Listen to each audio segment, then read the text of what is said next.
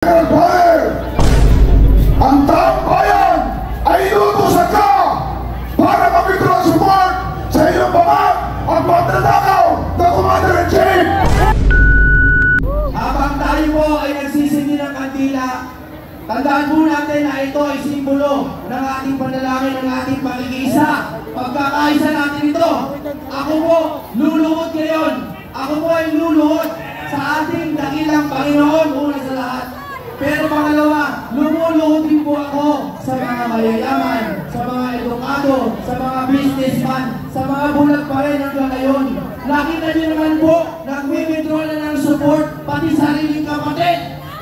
Ngayon, tayo ba ay hindi pa rin sisigaw ng Marcos resign? Marcos resign! Marcos resign! Hindi po nila sabihin, hindi nila pwede sabihin na ito ay inciting to sedition. Napakatagal ko pong inaral yan. Walang sedition dito. Tayo po ay nakikiusap hanggang tayo ay mapayapa pa. Marcos, please, resign! Marcos resign! Marcos resign! Marcos resign! Marcos resign! Marcos resign! Marcos resign!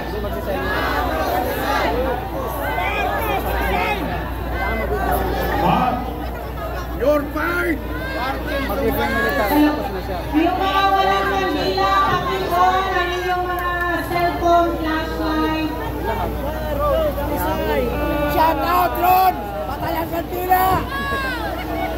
Ron! Shout out sa'yo!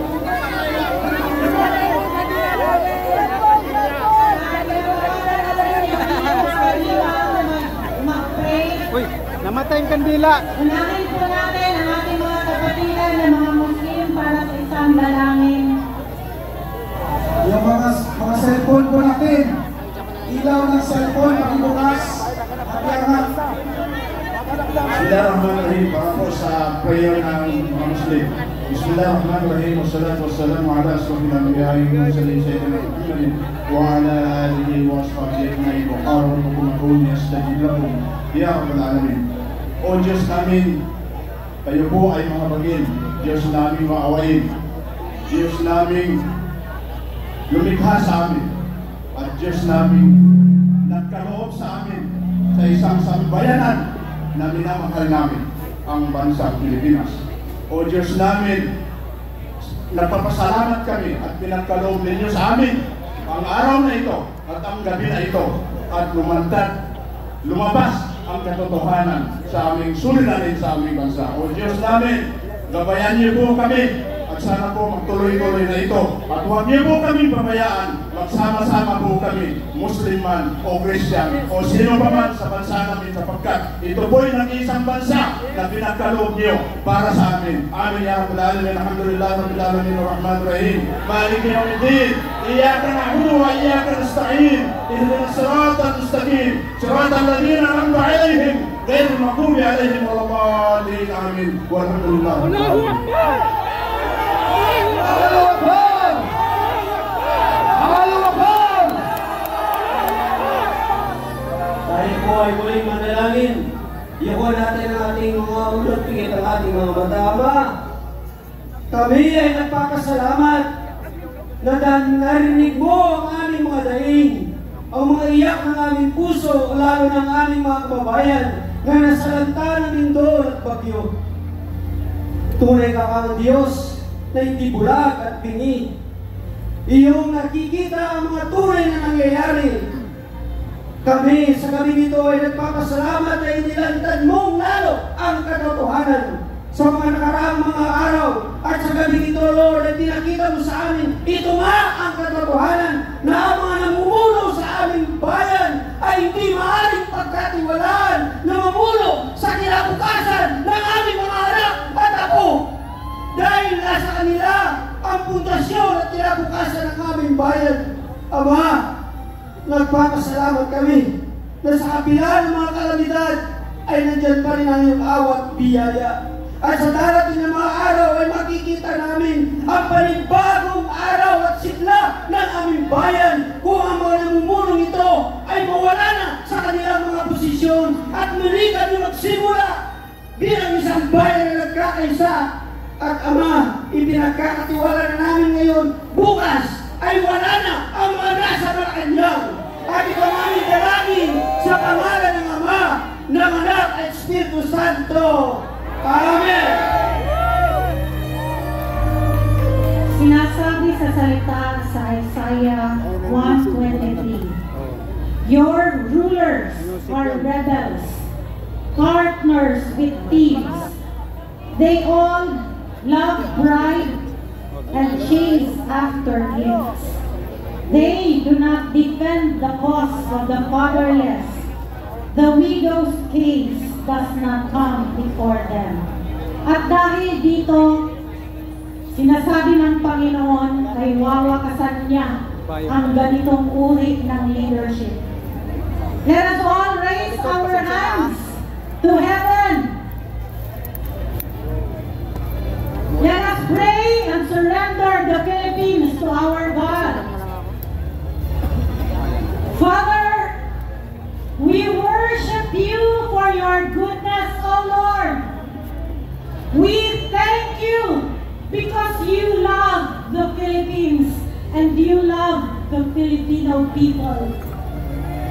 Our hearts are now being surrendered to you because we know that this victory is for our country and the victory belongs to you, Lord.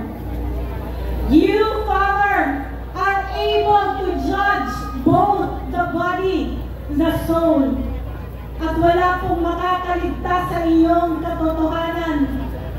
Maraming salamat sa paghipo mo sa mga taong nagsalita upang mapahalag ang katotohanan. Ikaw po ang kumilos nito. Kung kaya ngayon ay ikaw ay aming pinapasalamatan. You are good, O God! And the Philippines belongs to you! Maraming salamat because this transition is truly your work. Wala po kahit isang tugo ang tumanak. Wala pong kaguluhan na nangyari. Wala pong nasaktan dahil ikaw ang kumilos at gumawa ng paraan. Maraming salamat sa katotohanan na ibinigay mo.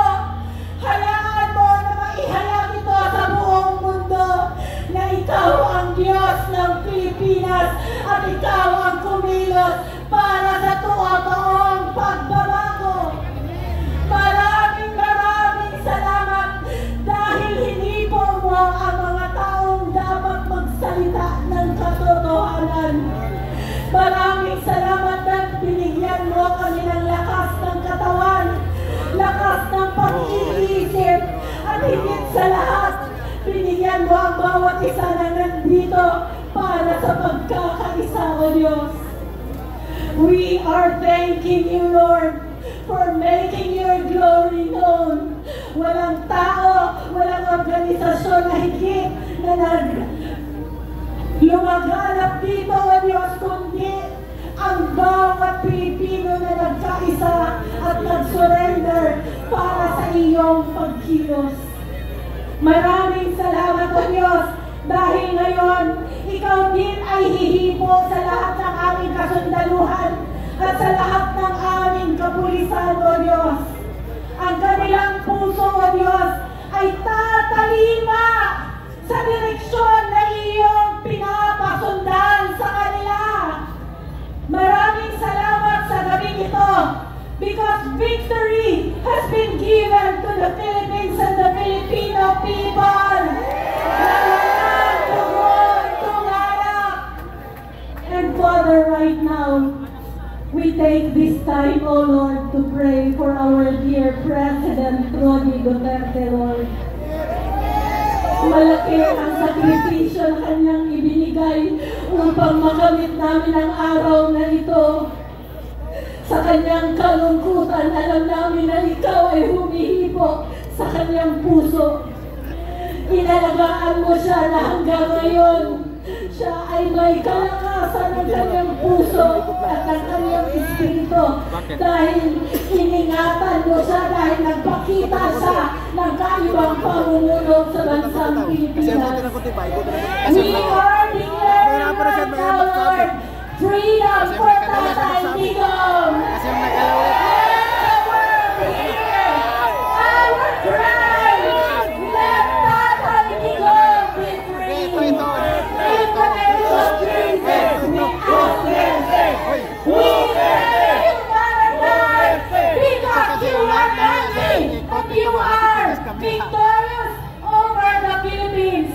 Masarap mahalin ang Pilipinas! Masarap mahalin ang Pilipinas! Masarap mahalin ang Pilipinas!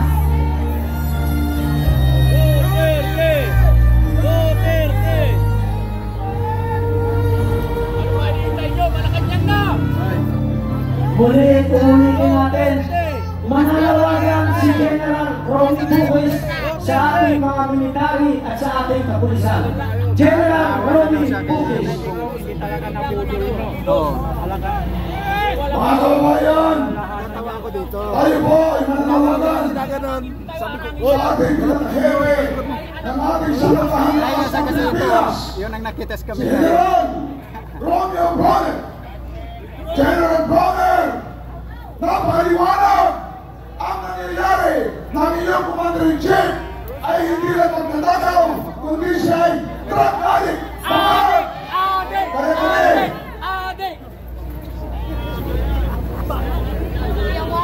Kaya ako, General Bonner, ang taong bayan ay inutusan ka para mag-withdraw support sa iyong pamag at magnanakaw na Commander-in-Chief.